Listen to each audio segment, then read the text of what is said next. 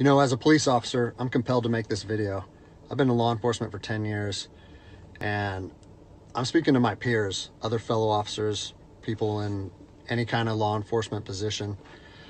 I've seen officers nationwide enforcing tyrannical orders against the people, and I'm hoping it's the minority of officers, but I'm not sure anymore, because every time I turn on the television, every time I look to the internet, I'm seeing people arrested or cited for going to church, for traveling on the roadways, for going surfing, opening their businesses, going to the park with their families, or doing nails out of their own house, using their own house as a place of business, and having undercover agents go there and arrest them and charge them with what?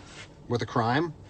I don't know what crime people are committing by doing nails in their own house, but we're seeing this more and more and more, and we need to start looking at ourselves as officers and thinking, is what I'm doing right?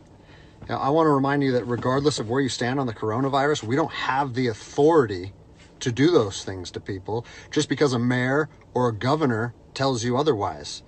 I don't care if it's your sergeant or your chief of police. We don't get to violate people's constitutional rights because somebody in our chain of command tells us otherwise. It's not how this country works. Those are de facto arrests. You know, we're violating people's rights and taking money from them, or even worse, arresting them and depriving them of their freedom when they are exercising their constitutional rights. So let's talk about that. Let's read something right here off of the Declaration of Independence. All men are created equal. Among these, we have the right to life, liberty, and the pursuit of happiness. That to secure these rights, governments are instituted among men, deriving their power from the consent of the governed, meaning our power and any government official's power is derived from the people. Okay? We don't hold power over our citizens. It's contradictory to everything that our country stands for. And this is what I'm seeing. First Amendment rights, telling people they can't go to church, freedom of religion. Okay? Telling people they can't protest, freedom of assembly. Fourth Amendment violations, illegal traffic stops to check for papers. What are you, the Gestapo? Is this 1930s Nazi Germany? You don't get to stop people unless you have reasonable suspicion or probable cause that they have committed a crime. And I know people that have personally been stopped saying, we want to see papers showing that you're essential. David 2, copy a phone call. That is not how our job works, okay? What really has been pissing me off lately is the fact that these officers that are going out here and enforcing these tyrannical orders, what they're doing is they're putting my job and my safety at risk. Because what you're doing is you're widening the gap between public trust and law enforcement officers. And what that's going to do is it's going to, I mean, look at what's happened to law enforcement in the last 10 years. Less and less public trust, and more often than not, that is a result of isolated incidents that get blown out of proportion.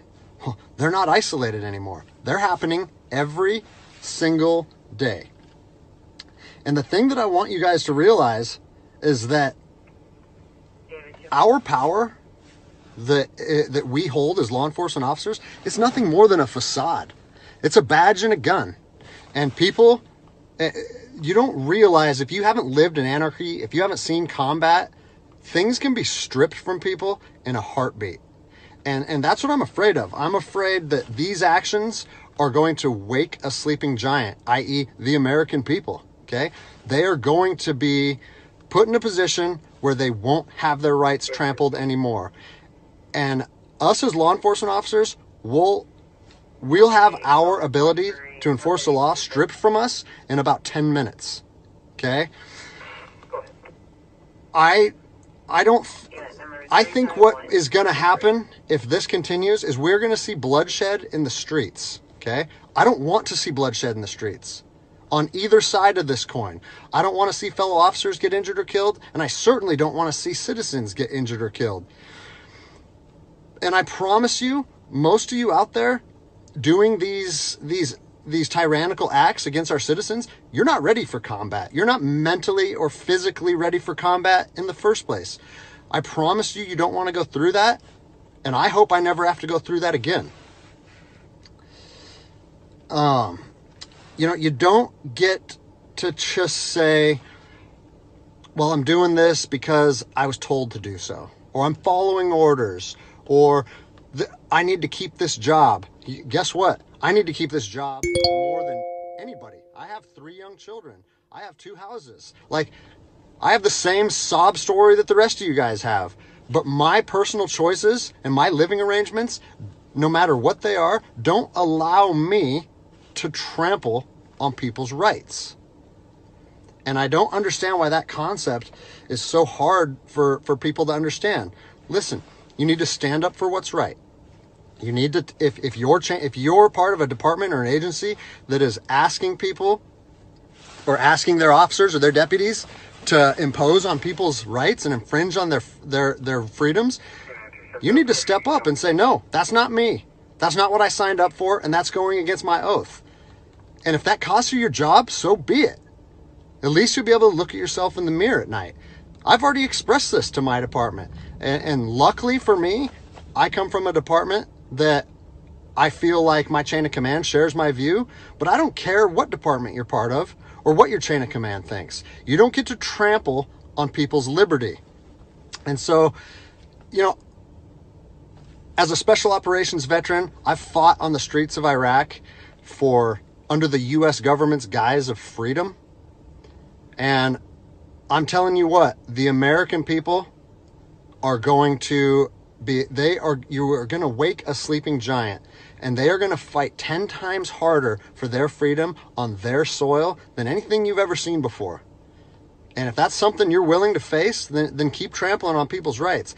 But I promise you, the American spirit of defiance is going to rise again, and it's going to be a big problem for our country.